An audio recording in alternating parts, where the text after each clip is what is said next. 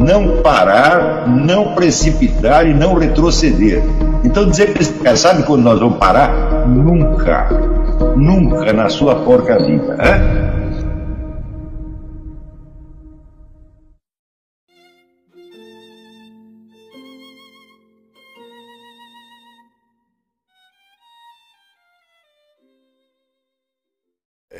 Quando se fala da transição da Idade Média para a modernidade, em geral a coisa é colocada em termos de uma mudança de atitude com relação à religião, por causa da Reforma Protestante, né, e depois da emergência da concepção científica, que teoricamente faz concorrência à concepção religiosa, às concepções filosóficas da Idade Média. Porém, quando analisamos essas coisas, existe a famosa advertência do grande estudioso Charles Taylor, que diz que por baixo, vamos dizer, das crenças religiosas existe sempre, vamos dizer, uma vivência direta, uma experiência direta. Então, você analisar, vamos dizer, as crenças do indivíduo, a doutrina na qual ele crê, é você pegar só a superfície. Quer dizer, se ele crê numa doutrina, seja religiosa ou antirreligiosa ou qualquer outra, é porque algo na experiência viva dele o induz a isso. Quer dizer, fornece uma base existencial para aquela crença. A crença não se desenvolve no ar. Então, você comparar crenças com crenças e ficar tentando explicar o processo histórico como uma passagem de crença a crença, é como você tentar mapear o oceano só pela sua superfície, sem você ter ideia do relevo que está no fundo. Tá certo? Então você não tem ideia da profundidade. Tudo vai lhe parecer ter a mesma profundidade, né? Quando as coisas de fato não são assim.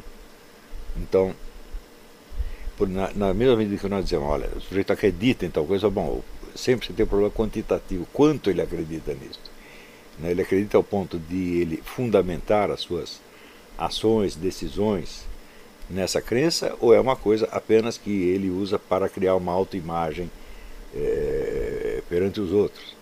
Dito outra, eu me lembro da imagem do Ortega y Gasset, quer dizer, que só vale as ideias dos náufragos, quer dizer, aquela ideia que na hora que você está afogando, você ainda se apega a ela como se fosse uma tábua de salvação. Nessa ideia, nessa crença, você realmente tem fé.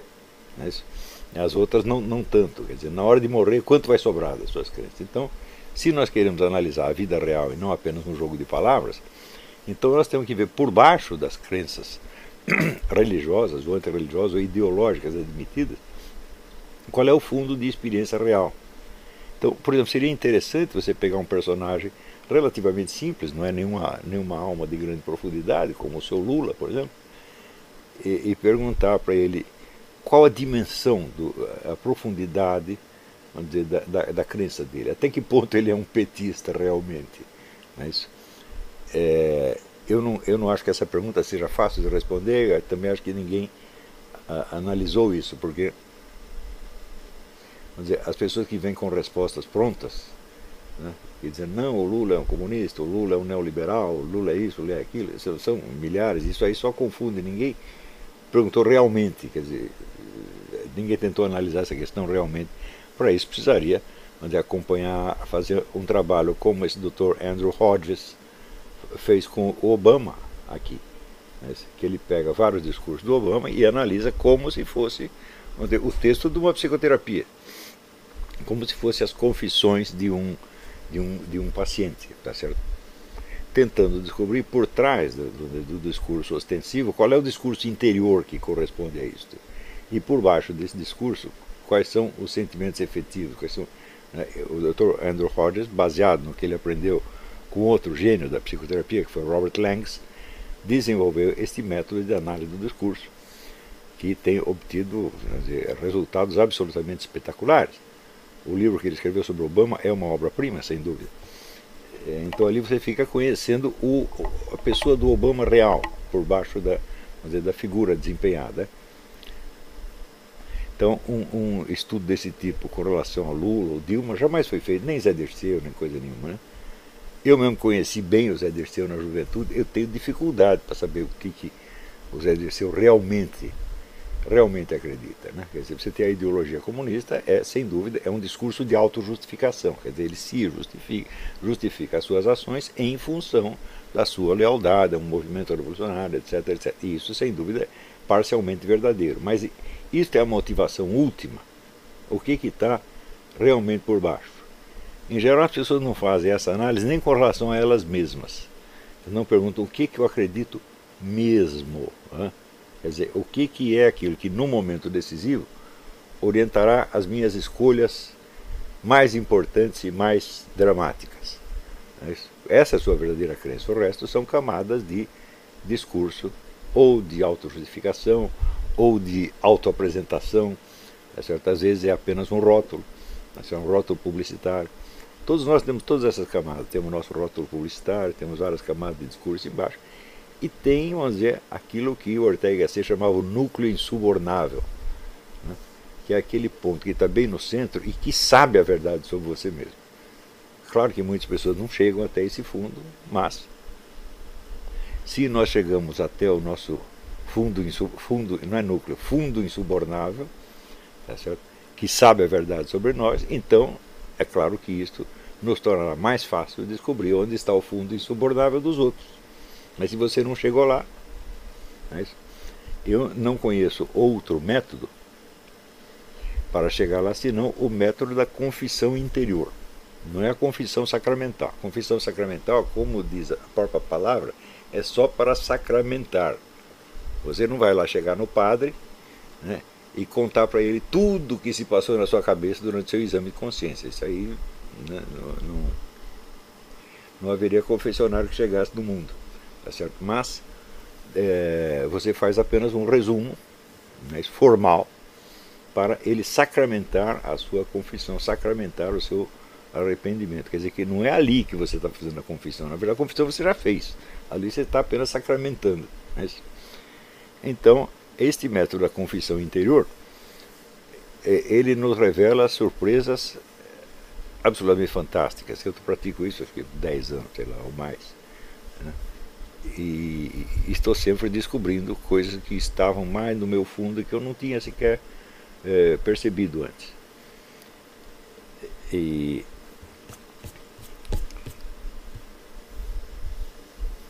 Então, este tema que eu vou abordar hoje, ele é importante até para esta dimensão, para a investigação do seu fundo. Não é isso? Então, eu vou ler aqui e comentar. Nos séculos que antecederam o advento de Nosso Senhor Jesus Cristo, duas concepções do universo desenvolveram-se em direções opostas, uma entre os gregos, outra entre os judeus. Seus entrechoques e sua influência mútua determinam até hoje o curso do pensamento ocidental. Eu digo mais do que isso, eles determinam até hoje o jogo das nossas forças interiores, a nossa autoimagem, a nossa autoconfissão, a nossa autocompreensão. Chamarei a primeira concepção anancástica e a segunda dialógica. Já explico por quê. Antes de explicá-las, é preciso apelar a uma velha noção do senso comum, segundo a qual existem forças cósmicas ou supracósmicas que moldam, limitam e determinam as possibilidades do discurso do destino humano. Essas forças podem ser compreendidas como materiais ou imateriais, naturais ou divinas. Presta atenção que você explicá-las como materiais ou imateriais, naturais ou divinas, já é uma interpretação que você faz delas. Quer dizer, você tem embaixo, vamos dizer, a sua vivência ou a sua imaginação dessas forças, e em cima você tem o rótulo, por assim dizer, filosófico e ideológico que você dá a elas. Então, esse exame já tem que ser feito em dois níveis. Você tem, vamos dizer, a análise do discurso e você tem embaixo a análise da vivência efetiva. O homem vulgar dos nossos dias, aquele que tem opiniões sobre todos os assuntos, é em geral estúpido demais para atinar com o caráter permanente e sobre-humano dessas forças. Dos fatores que pesam sobre o curso da sua vida, ele só percebe o acidental e imediato, atribuindo seus fracassos e dificuldades ao acaso ou a interferências humanas, seja individuais, seja sociais. Então, isso quer dizer que, bom, quando você explicar uma coisa pelo acaso, significa apenas que você não tem explicação nenhuma. Isso aconteceu por acaso, quer dizer, eu não sei por que aconteceu. Isso. Pode haver ou uma multiplicidade inabarcável de fatores, cada um por si mesmo não pesa nada, mas a combinação deles produziu um resultado, né? Ou então existe um fator totalmente desconhecido, tá certo? Que causou isso e que me escapa. Mas quando as pessoas tentam explicar por que as coisas aconteceram para elas, você vai ver que, em geral, apelam sempre a fatores humanos. Foi fulano que me atrapalhou, o outro me sacanou, ou eu mesmo fiz uma bobagem, né? Ou então, no máximo, existe alguma causa socioeconômica. Me faltou dinheiro, eu perdi meu emprego, né? Ninguém se eleva, vamos dizer, a um nível de abstração necessário para perceber, primeiro, uma figura do destino individual. Quer dizer, ver a sua vida como um trajeto inteiro, que tem uma forma e tem uma lógica interna, tá certo?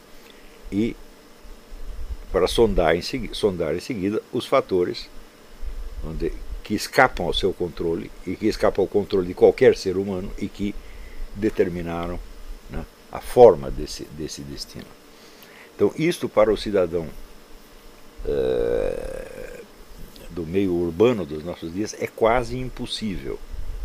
Quando tenta alguma coisa desse tipo, o negócio salta diretamente ou para algum subterfúgio bíblico, o nego encontra algum versículo na Bíblia que parece explicar o que está acontecendo para ele, mas que na verdade é apenas uma figura de linguagem, é uma analogia apenas, nunca é substantivamente o que está acontecendo, mesmo porque você não é um personagem bíblico, você pode ter analogia com eles em certas situações, mas você não é eles. Ou então apela para a superstição pura e simples, né? Foi uma macumba, né? Você pode apelar a uma explicação astral, foi porque Saturno estava na casa não sei de quem, tá entendendo? Saturno estava quadrado com não sei quem mais, né? E assim por diante. Mas são explicações que não são explicações reais, porque mesmo que o indivíduo tenha, por exemplo, o professor estudou astrologia há muitos anos, e ele vê que certas coisas acontecem para ele durante certos trânsitos planetários. Mas qual é o elo? Qual é a conexão? Né? Qual é o processo causal? Ele não sabe. Então isso não é uma explicação verdadeira. Quer dizer, você dizer, olha, assim, minha mulher fugiu, ou você dizer, Saturno passou pela minha 7ª casa, são só duas maneiras de dizer a mesma coisa. Você está traduzindo em linguagem astrológica e não encontrando uma explicação astrológica. Não é isso? Então, vamos dizer, o número de subterfúgios verbais pelos quais as pessoas escapam à perplexidade da existência, né, e escapam à constatação de que não estão entendendo nada, que é de fato a condição humana mais permanente, é muito grande. Você tem um repertório imenso dessas coisas. Você pode apelar para explicações psicanalíticas, você pode apelar para o marxismo-leninismo, para a luta de classes, você pode apelar para a Bíblia, para qualquer coisa, mas tudo isso é apenas trocar o nome do problema. Não é encontrar o processo real, você está entendendo? Às vezes quando você encontra o processo real, ele nem tem nome, quer dizer, porque ele não corresponde a nenhuma dessas linguagens que você está habituado. Daqui não tem linguagem astrológica, não tem linguagem bíblica, não tem linguagem psicanalítica, não tem linguagem sociológica, é apenas um processo interior e exterior que me aconteceu. E quando você percebe o encadeamento efetivo, fala, bom, ele não tem nome, ele não se enquadra em nenhum conceito que eu conheça. Isso também acontece, Mas você vê que, em geral, as pessoas nem buscam esse tipo de explicação. Elas se contentam, vamos dizer, com uma troca de nome e está mais que bom. E, em geral, esse nome não vai passar, vamos dizer, da circunstância mais imediata. Né? Falta-lhe capacidade de abstração para elevar-se da poeira de casualidades à concepção de uma figura, de uma forma do destino. Aí começa até um problema da memória. Quanto você é capaz de contar da sua vida para você mesmo? Quantas vezes você percebe, por exemplo, que uma decisão tomada 20 anos atrás teve um efeito 20 anos depois? Nem isso as pessoas costumam fazer. Né? Mesmo porque a vida atual no meio urbano é repleta de acontecimentos, as coisas não param de acontecer, então você perde o fio da meada, evidentemente. Nem mesmo os determinismos mais grosseiros e materiais, como por exemplo o da herança genética, costumam entrar na sua linha de considerações. E aí tem a nota sobre o Zondi, né? Quer dizer, o Liput Zondi, no começo do século XX, ele já descobriu que os destinos individuais repetem os destinos de antepassados, né? Não exatamente igual, mas esquematicamente na mesma linha. E é o caso de você perguntar: quantas vezes você percebeu esta repetição na sua vida? Quer dizer, eu estou aqui caindo na mesma esparrela que o meu bisavô ou tetravô caiu, ou a minha mãe caiu, ou o meu pai caiu. As pessoas nunca não pensam nisso, né? Elas têm a ideia de que elas nasceram livres e incondicionadas, e que do que acontece para ela, ou foi ela mesma que fez, ou é alguma casualidade, ou é ação no terceiro, e pronto. Ou então, no máximo, de alguma força social. Não é isso? O ministério não sei das quantas, o imposto de renda, e não passa daí. Isso quer dizer que a autocompreensão do cidadão moderno da democracia é de uma grosseria e de uma infantilidade absolutamente deploráveis, né? Quase sempre a ideia mesma de um determinismo ou de um condicionamento é rejeitada com indignada veemência, como uma ameaça ao sentimento interior de liberdade e autodeterminação, componente essencial da autoimagem do típico cidadão de uma democracia moderna. Então, quando se perde de vista a noção de forças sobre-humanas incontroláveis que pesam sobre o nosso destino, então se torna fácil que qualquer pessoa um pouco esperta e dotada de algum conhecimento técnico possa simular uma fatalidade do destino para mudar o curso da sua vida sem que você perceba. Então isso quer dizer que, na medida em que não compreende as forças cósmicas, divinas e naturais que pesam sobre o seu destino, os indivíduos se tornam manipuláveis, facilmente manipuláveis por outros indivíduos, e são apenas um pouquinho mais espertos do que eles. É isso? Então, se você analisar, por exemplo, quantas vezes eu mudei a minha conduta por causa de um anúncio de publicidade que eu vi. As pessoas têm um horror de confessar isso, né? Então, mas quando você vai analisar, você vê que os anúncios, a publicidade, mudam destinos, mudam hábitos. Quantas vezes você não mudou a sua conduta por causa de uma opinião ouvida que você não tem a mais mínima condição de conferir, né? Você ouve lá o seu Drauzio Varela 2 minutos no YouTube e você já modifica a sua vida, né, completamente. Você tem que analisar, para você saber o que você é, o que você está fazendo aqui, e para você alcançar aquele mínimo de centralidade que nós precisamos ter para levar uma vida intelectual responsável, você tem que analisar tudo isto. Quer dizer, perguntar assim: quem manda em mim sem eu saber? Né? Quando você faz uma psicanálise, por exemplo, você vai se reportar, vamos dizer, a influências recebidas na sua remota infância, quando você estava totalmente inerme, né, desarmado e aberto a qualquer influência que viesse de fora. E às vezes essas influências são muito profundas e você continua obedecendo ordens das quais você não lembra mais.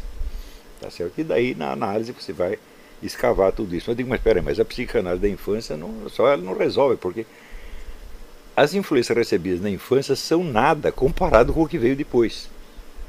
Você vê o número de forças que agem socialmente sobre você, tentando moldar a sua conduta, é enorme, quase inabarcável. E nós estamos sendo bombardeados o tempo todo por essas coisas. De algumas nós gostamos, de outras nós não gostamos, mas isso não quer dizer que nós estamos realmente exercendo a nossa liberdade em face delas. Para saber se você está livre ou não, você precisa ver qual foi a influência real que tiveram sobre você, mesmo que você não as aceite. Por exemplo, uma ideia que, isso eu observei na minha vida muitas vezes, ideias ou opiniões que me causam maior repugnância, né? Eu vi que muitas vezes a minha conduta foi determinada por elas, ou por medo de estar fazendo aquilo de que algum mentiroso me acusou, por exemplo, né? Então, ontem a Roxane estava fazendo um teste aí, o teste, vamos ver se você é um psicopata. Claro que ela não é, mas ela está fazendo o teste e uma das perguntas você nunca se considera culpado de nada? Fala, bom, então aí eu já não sou psicopata, porque desde que eu me conheço por gente, eu me considero culpado de tudo. De tudo. Eu tenho um tremendo capeta na minha cabeça que fala tudo contra mim, mas tudo, desde pequenininho, você está entendendo? E eu acho que a presença dele me ajudou, de algum modo, na conquista da arte dialética, porque de alguma maneira eu tinha que discutir com o desgraçado, entendeu? Né? Então você tem um pensamento antagônico que não larga você, né? Quer dizer, o Sócrates diz que tinha um daimon que o acompanhava, o inspirava, né? O impedia de fazer o errado, o botava no caminho do certo. O meu daimon só me desorienta. Se eu for seguir o que ele está dizendo, eu estou lascado. Porque ele me acusa do que eu não fiz, tá certo? E me desculpa do que eu fiz. Então é assim, eu sei que é o capeta mesmo, ele está aí o tempo todo. E é uma força desorientadora. Eu percebi isso há muito tempo, né? Então eu acho que quando eu tinha uns 14 anos eu já pensava assim, raios, tudo que eu penso logo aparece a ideia contrária. Mas eu quero fazer uma coisa, logo aparece uma força dizendo, não faça isso, você é um idiota. Você sempre teve isso. Então esta longa convivência com esse demônio acabou criando alguns anticorpos, dos quais eu me sirvo na vida intelectual, na vida pública, etc. Então você já deve ter reparado que eu tenho uma certa facilidade de perceber a malícia dos interlocutores, porque eles, comparado com o meu capeta, eles são inocentes, coitadinhos, são, né, ingênuos. Certo? Você pensa uma coisa ruim para dizer contra mim, você não sabe o que eu pensei, né? Então pode ser que alguns de vocês tenham isso, tá certo? Mas este é um fator, eu sei que este é um fator constante na minha vida, não é isso? E eu sei que isso tem um indício astrológico, identificável, o que não quer dizer uma explicação astrológica, não. Eu tenho o equivalente astrológico, o que levou um astrólogo uma vez a ler o meu mapa e dizer, o Olavo de Carvalho é inviável. E olha, se você quer saber astrologicamente, era mesmo, porque o capeta era tão grande, a força opositiva era tão grande, e pior, às vezes eu me identificava com a força opositiva, eu começava a argumentar contra mim, assumindo o discurso dela, e isso me paralisava durante muito tempo. Isso tornou todas as minhas decisões muito difíceis. Por isso que ao longo da vida eu sempre fui muito lento para tomar uma decisão. Primeiro tem que discutir com o capeta e chegar a uma conclusão. Então, mas eu estou só dando um exemplo pessoal desse tipo de fatores de longuíssimo prazo, que acompanham você durante toda a sua vida, tá certo? E que é ali que se encontra a explicação das suas decisões, das suas ações, dos seus erros, dos seus acertos, etc. E eu acho que se você não sondar a sua alma com essa profundidade, o seu conhecimento da motivação alheia também vai ser muito bobo. E, mais ainda, quando você for julgar figuras públicas, que às vezes estão agindo com um horizonte de consciência muito maior do que o seu, estão levando em conta uma multidão de dados que você não conhece. Então, se nós queremos nos tornar analistas habilitados da realidade das coisas, bom, a primeira realidade que nós temos que conhecer é nós mesmos. Isso não tem escapatória. E se temos a ilusão, por exemplo, de que essa ilusão da autonomia, né, eu sou a pessoa livre, eu determino o meu destino, etc. As pessoas não acreditam mesmo nisso, mas elas dizem isso. E às vezes agem baseado nessa estupidez. Então, por exemplo, se o indivíduo é objeto de uma dessas hipnoses instantâneas, o nego vai lá e hipnotiza o cara com 2 palavrinhas, o sujeito faz um monte de besteira, e quando ele acorda ele diz que ele não foi hipnotizado de maneira alguma. Ou então ele assume como vontade própria o que lhe foi inoculado. Isso já foi pesquisado milhares de vezes. Quer dizer, se você, mediante hipnose ou mediante um processo qualquer de indução psicológica, você leva um sujeito a agir contra os seus interesses, ou contra os seus princípios, ou contra os seus valores, em mais de 80% dos casos ele mudará de valores em seguida para adaptá-los àquilo que ele fez. Quer dizer, ele vai provar para você que não foi você que o convenceu, que foi ele que sempre pensou assim. Quer dizer, tudo isso para manter a ilusão da autonomia. Quando nós começamos a estudar essa coisa de hipnose, de manipulação psicológica, etc., no começo nós ficávamos aterrorizados. Quer dizer, olha, nós somos cérebros de galinha, nós somos facilmente manipulados. Assim, somos praticamente indefesos, a não ser que tenhamos estudado algo a esse respeito. Então isso quer dizer que o cidadão médio de hoje em dia, pouco importando o seu, aspas, nível de cultura, esse negócio de nível de cultura é outro mito também,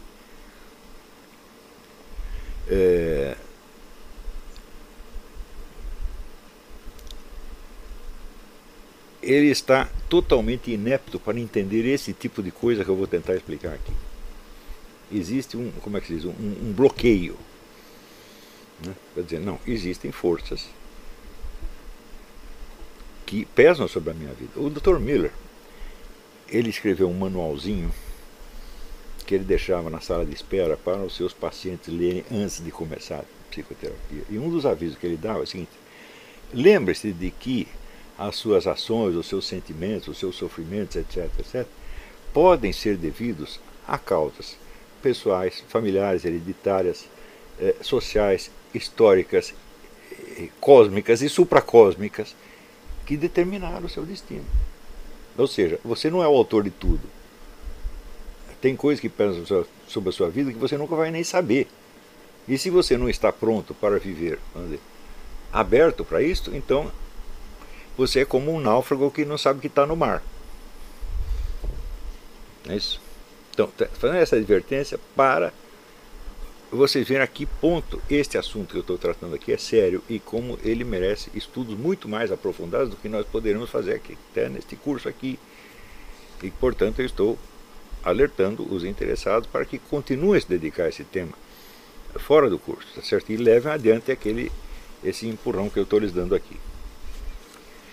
Vou dizer aqui, em contraste, os homens de outras eras eram muito mais conscientes do seu estado de dependência ante forças que não podiam controlar. Isso é um sentimento quase universal. Você não encontra nenhuma civilização anterior à modernidade na qual os seres humanos não soubessem que eram joguetes de fatores supra-humanos. Então, esta vivência, ela está embaixo de qualquer crença religiosa ou antirreligiosa que você possa aderir. Ao contrário, você adere a elas porque você teve essa experiência. E de alguma maneira, aquela linguagem religiosa ou antirreligiosa expressa algo do que está se passando com você. Então, daí o seu empenho de apreender e descrever essas forças. Daí também a dualidade das linhas de explicação a que me referi acima. Agora vou explicar as duas linhas. A palavra anancástico vem do grego ananke, o fado, necessidade ou destino. Toda a história da cultura grega é marcada pela crença de que os deuses decidem o destino dos homens sem lhes dar explicações ou margem de manobra. Eu acabei de falar para vocês, né, do livro do C.S. Lewis, Till We Have Faces, onde você tem uma das mais precisas descrições deste sentimento.